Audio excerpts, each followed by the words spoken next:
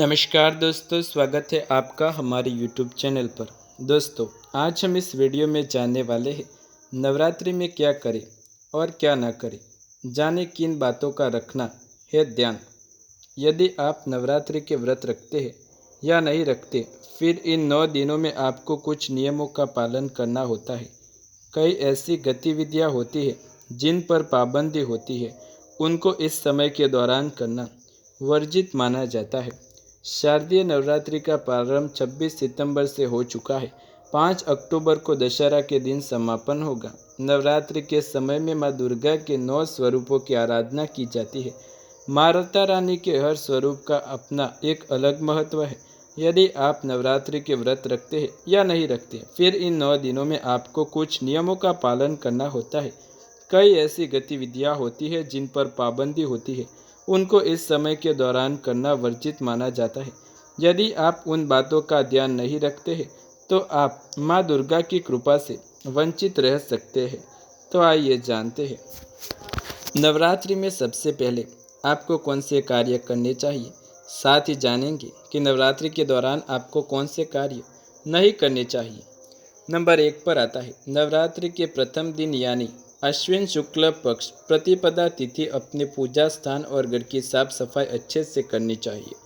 पहले दिन कलश स्थापना करके माँ दुर्गा की स्थापना करनी चाहिए और पूरे 9 दिनों तक उनका विधि पूर्वक पूजन करना चाहिए।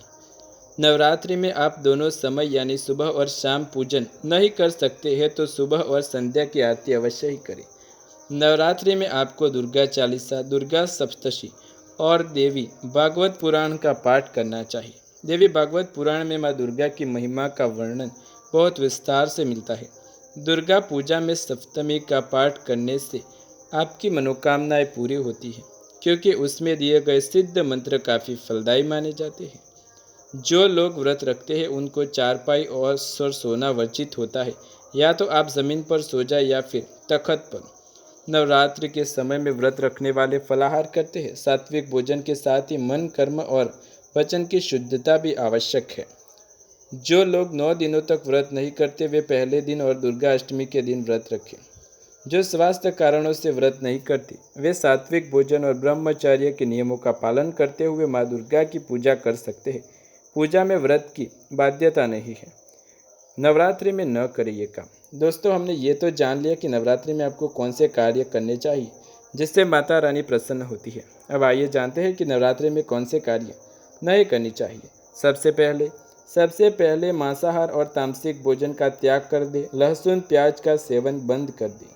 नवरात्रि के समय पान, गुटखा, तंबाकू, शराब आदि का सेवन न करें। दुर्गा पूजा के दिन महिला के साथ संबंध न बनाए। ब्रह्मचार्य के नियमों का पालन करें। नवरात्रि के दिन बाल, नाखून, दाढ़ी आदि न काटें। किसी के विषय में गलत न सोचें, ना ही कोई ऐसा कार्य करे जो स्वयं को अच्छा न लगे। और सबसे महत्वपूर्ण बात यह है कि नवरात्रि शक्ति की देवी का पूजा अवसर है। आप अपने किसी भी व्यवहार से किसी महिला को दुखी न करें, उसे अपमानित न करें, महिलाओं का सम्मान करें। दोस्तों, क्या आप जानते हैं कि नवरात्रि के दौरान आपको क्यों नहीं खाते हैं नवरात्रि में लहसुन प्याज? तो चलिए शुरू करते हैं। शास्त्रों के अनुसार लहसुन प्याज तामसिक प्रकृति के होते हैं, जो कि अशुद्ध श्रेणी में शामिल होते हैं। लहसुन प्याज का सेवन करने से अज्ञानता को बढ़ावा मिलता है। साथ ही इनके सेवन से इंसान की वासना भी बढ़ती है। इसलिए उपवास के दौरान लहसुन प्याज का सेवन न करने की सलाह दी जाती है। ऐसा माना जाता है कि इस पूजा करते वक्त इंसान का मन शुद्ध होना चाहिए, इसलिए पूजा के दौरान सात्विक भोजन करने की सलाह दी जाती है। इससे आपका मन पूरी तरह से भगवान की आराधना में लीन रहता है। वहीं प्याज और लहसुन के सेवन से आपका मन अशुद्ध हो जाता है। इसलिए नवरात्रि में मन को पवित्र बनाए रखने के लिए लहसुन प्याज खाने से परहेज करना चाहिए। लहसुन प्याज इंसान के मन को चंचल बनाता है। इससे इंसान भोग विलास की ओर अट्रैक्ट होता है। यही वजह है कि लहसुन प्याज व्रत नहीं करना चाहिए। लहसुन प्याज न खाने की कई वैज्ञानिक वजह भी है। शारदीय नवरात्रि में सर्दी का सीजन शुरू हो जाता है, जिससे आपकी इम्यूनिटी वीक होने लगती है।